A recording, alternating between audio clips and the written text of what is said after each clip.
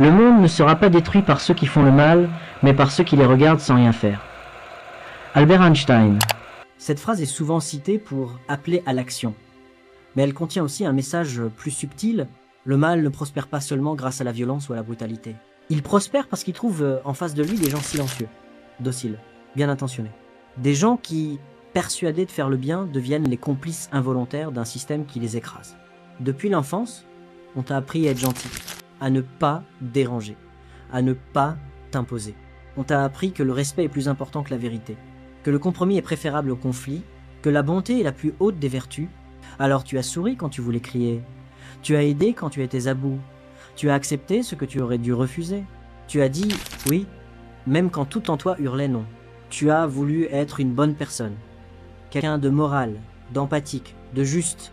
Tu as voulu faire le bien, soulager, réparer, et au début, c'est noble, c'est beau, c'est humain. Mais un jour, tu te rends compte que cette morale que tu portes comme un drapeau est aussi une laisse. Car il existe une autre face à la morale, une face plus sombre, plus silencieuse, celle qui sert à te contrôler, non pas par la force, mais par la honte, non pas en te menaçant, mais en te culpabilisant. Derrière les grands discours sur la vertu, la compassion, l'altruisme, se cache une mécanique plus froide, faire de ta bonté un instrument, faire de ton désir de bien faire une faiblesse à exploiter, faire de toi un rouage qui ne résiste pas, qui se soumet, qui se sacrifie au nom du bien collectif, de la morale, de l'ordre établi. Ce n'est pas une attaque frontale, ce n'est pas une dictature visible. C'est une discipline douce, insidieuse, qui s'introduit dans tes pensées, tes émotions, tes relations. Et ceux qui savent manier ce langage savent aussi comment te faire taire sans jamais t'ordonner le silence. Ils savent comment te faire obéir sans jamais lever la voix. On t'inculque que poser des limites, c'est être égoïste. Que défendre ton espace, c'est manquer d'amour. Que dire non, c'est blesser. Et toi, pour ne pas être celui qui fait du mal, tu acceptes tout, tu pardonnes tout, tu encaisses tout. Mais plus tu fais cela, plus tu t'éloignes de toi-même. Tu deviens une version morale de toi, socialement acceptable, mais intérieurement vide. Tu as troqué ta liberté contre l'approbation, ta lucidité contre la paix apparente, ton intégrité contre le confort d'être une bonne personne, et le prix de cette bonté forcée, c'est la disparition de ta voix, de ton courage, de ta révolte. Alors oui, parfois le mal n'a pas besoin de force. Il suffit qu'il trouve en face de lui des gens trop bons pour oser dire non. Le pouvoir véritable n'a pas besoin de chaînes ni de barreaux. Il lui suffit d'un langage, d'un récit, d'une morale suffisamment bien formulée pour que tu t'y plies sans même t'en rendre compte. Ce pouvoir-là ne frappe pas. Il murmure. Il n'ordonne pas. Il suggère. Il ne menace pas. Il te fait croire que tu choisis librement. Depuis les premières civilisations organisées, les structures de domination ont compris une chose essentielle. Il est plus efficace de gouverner par la croyance que par la force. L'ordre social le plus stable n'est pas celui imposé par l'épée, mais celui intégré par l'esprit. Et l'outil le plus efficace pour y parvenir, c'est le langage moral. L'Église, pendant des siècles, n'a pas seulement dicté les rites religieux, elle a défini ce qu'était une bonne conduite, une âme pure, une femme vertueuse, un homme de foi. En s'arrogeant le droit de dire ce qui est bien ou mal, elle a pris un pouvoir plus grand que celui des rois, le pouvoir sur les consciences. Et ce modèle s'est transmis.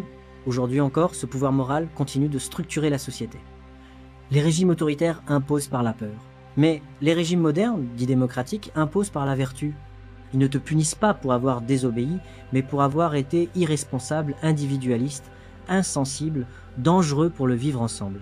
Les injonctions morales se sont déplacées. Elles ne viennent plus d'un autel, mais d'un discours civique, médiatique, social. On ne te dit plus directement quoi faire. On te dit ce que fait un bon citoyen, un bon parent, un bon collègue, un bon ami. Et toi, tu veux correspondre. Tu veux être reconnu, tu veux faire partie du groupe. Alors tu t'auto-censures. Tu arrondis tes paroles. Tu ravales ta colère. Tu fais semblant d'adhérer. Non pas parce qu'on te l'impose par la contrainte, mais parce que le regard social a remplacé les chaînes. Tu deviens ton propre surveillant. Tu t'appliques toi-même les règles, même quand elles t'abîment. Michel Foucault parlait de cela comme du pouvoir disciplinaire, un pouvoir diffus, invisible, qui se glisse dans les discours, les normes, les habitudes. Il ne se voit pas, ne se localise pas. Il est partout, justement, parce qu'il est en chacun.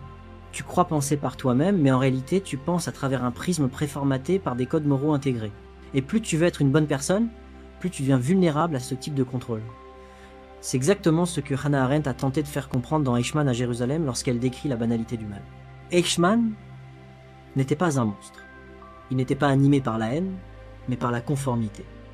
Il obéissait, il suivait les règles, il voulait bien faire, dans le cadre qu'on lui avait donné. Le mal ne venait pas de son sadisme, mais de son obéissance morale aveugle. C'est là toute la subtilité du langage moral utilisé comme outil de pouvoir. Il ne cherche pas à déchaîner les passions, mais à neutraliser l'esprit critique. Il ne veut pas te convaincre, mais te conditionner. Il ne te menace pas, il t'accuse de trahir le bien si tu résistes. Et c'est ainsi qu'on transforme des individus autonomes en rouages consentants, non pas en les forçant, mais en leur donnant les bons mots pour justifier leur propre soumission. Le pouvoir, lorsqu'il prend la forme de la morale, devient indiscutable, parce qu'il ne s'impose plus comme une volonté extérieure, mais comme une exigence intérieure. Et cela le rend infiniment plus puissant que n'importe quelle dictature visible. Il existe une forme de pouvoir bien plus subtile que la domination brutale, celle qui te fait consentir à ta propre soumission, au nom du bien. Et pour cela, le levier le plus puissant n'est ni la peur, ni la violence. C'est la culpabilité. La culpabilité agit de l'intérieur. Elle n'a pas besoin d'agresseur extérieur. Elle te pousse à t'accuser toi-même, à réprimer tes désirs, à t'imposer des limites que personne ne t'a réellement demandées. C'est un poison lent mais efficace. Il déstabilise ton jugement, tord ta perception de toi-même et te rend manipulable sous couvert d'intégrité morale. Tu ne veux pas aider cette personne. Tu es égoïste. Tu refuses de sacrifier ton temps, ton énergie. Tu es froid. Tu dis non à une demande. Tu n'as pas de cœur. Et peu à peu, tu internalises cette logique morale qui te pousse à t'effacer pour ne pas déplaire. La culpabilité est un instrument social extrêmement efficace parce qu'elle s'enracine dans ton propre besoin de te sentir bon, juste, utile. Ce n'est pas la société qui t'impose directement une punition, c'est toi-même qui t'en charge. Et cette autocondamnation est d'autant plus puissante qu'elle se part des habits de la vertu. Dans Surveiller et punir, Michel Foucault montre que les sociétés modernes ont progressivement abandonné la violence visible, torture, exécution, supplice au profit d'un contrôle diffus, intériorisé. L'individu devient son propre juge.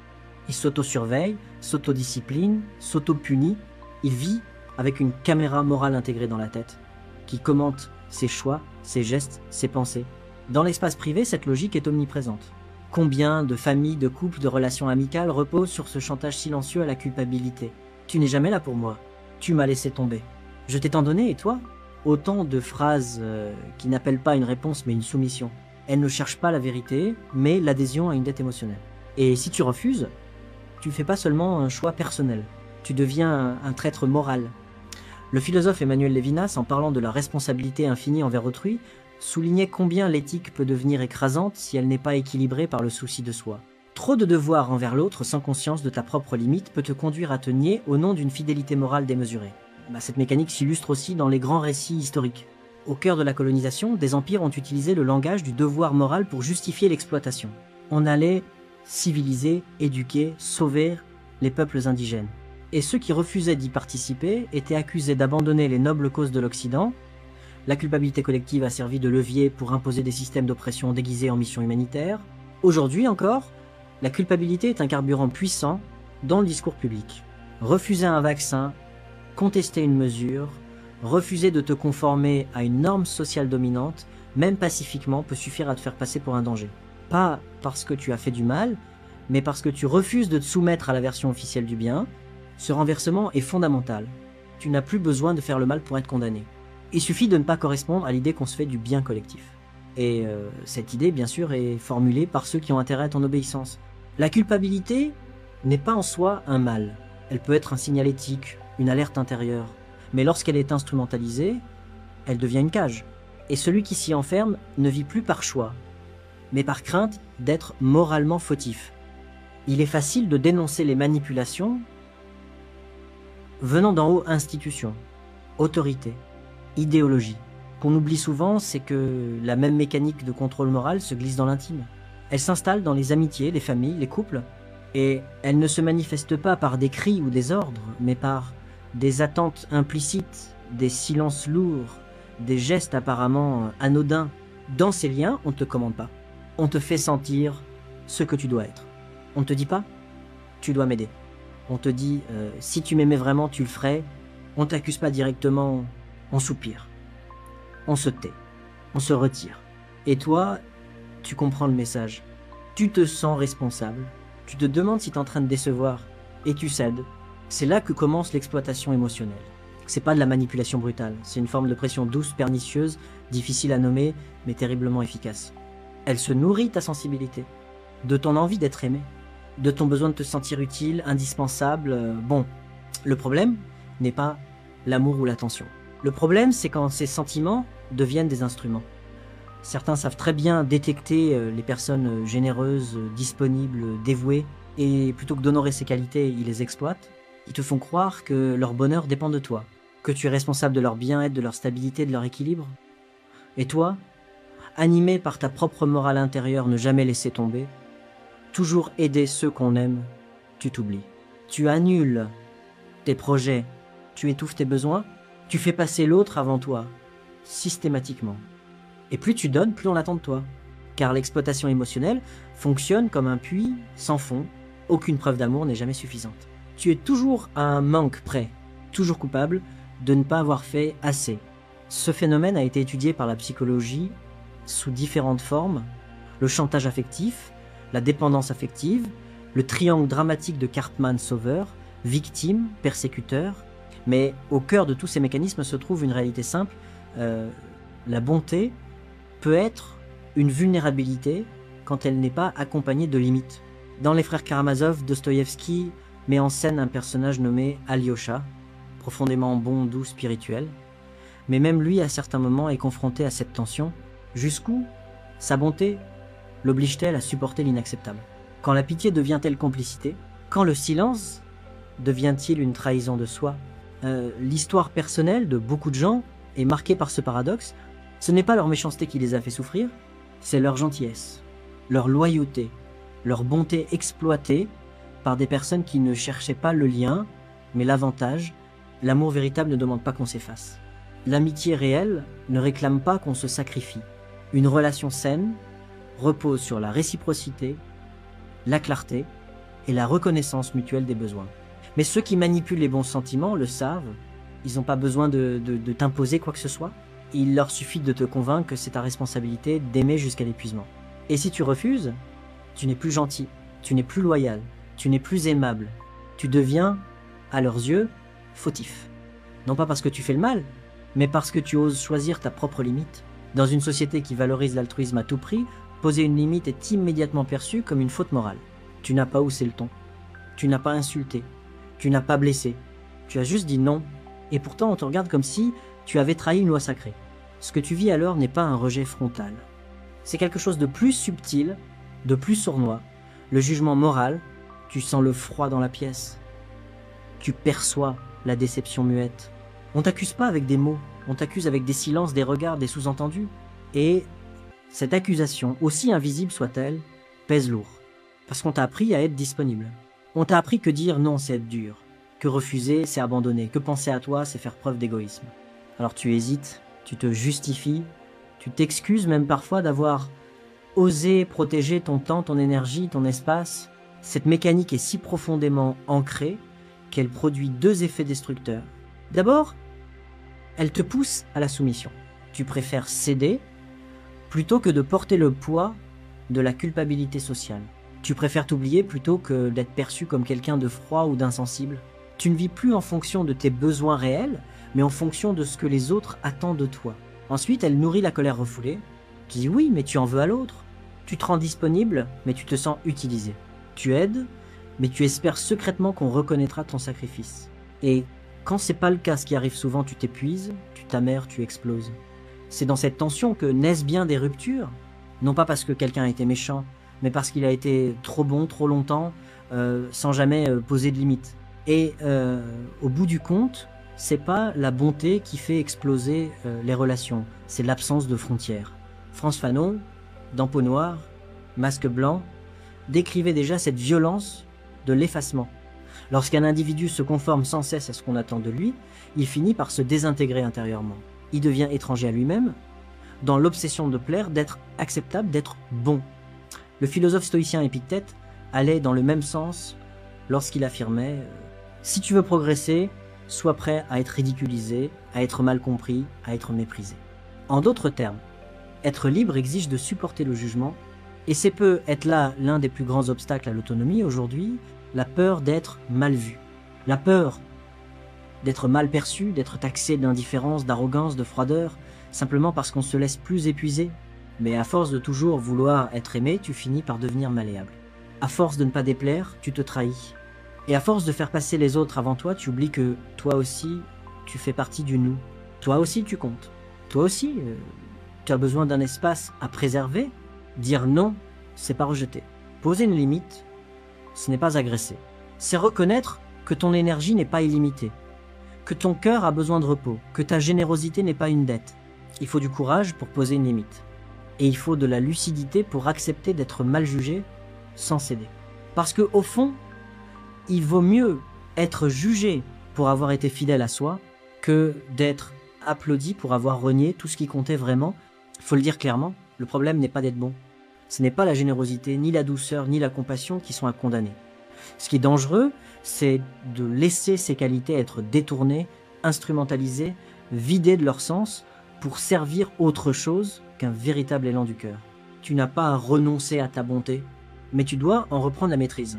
Tant que ta gentillesse est dictée par la peur d'être jugé, tant que ton altruisme sert à éviter les conflits, tant que ton empathie te pousse à t'effacer, alors tu n'es pas libre. Tu es tenu par les autres, par leurs attentes, leurs besoins, leurs manipulations morales, parfois inconscientes, parfois stratégiques. Tu dois comprendre que le bien, s'il n'est pas aligné, devient violence contre toi-même, et que celui qui s'épuise pour faire plaisir n'élève personne. Il entretient simplement une logique sacrificielle qui profite à ceux qui refusent de se responsabiliser. Simone Weil disait « Le bien est toujours lié à un équilibre. Quand il se dérègle, il devient destructeur. » Et elle avait raison. Le bien n'est pas toujours ce qu'on croit. C'est pas toujours dire oui, tendre l'autre joue, se taire, céder, aider. Parfois, le bien, c'est refuser. C'est dire non. C'est imposer une limite. C'est protéger son espace, son temps, son intégrité. Parce que si tu ne le fais pas, personne ne le fera à ta place. Reprendre le pouvoir sur ta bonté, c'est retrouver le droit de choisir. Le droit de discerner. Le droit d'offrir sans t'abandonner. Tu as le droit d'être bon sans te sacrifier. Tu as le droit d'aimer sans te nier. Tu as le droit d'aider sans devenir responsable de tout. Et tu as surtout le droit et le devoir envers toi-même de te respecter. Parce que sans respect de soi, la bonté n'est plus qu'un vernis.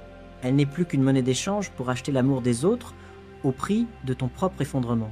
Il est temps de ne plus te laisser manipuler au nom du bien. Il est temps de redéfinir ta propre morale. Pas celle des institutions. Pas celle des autres.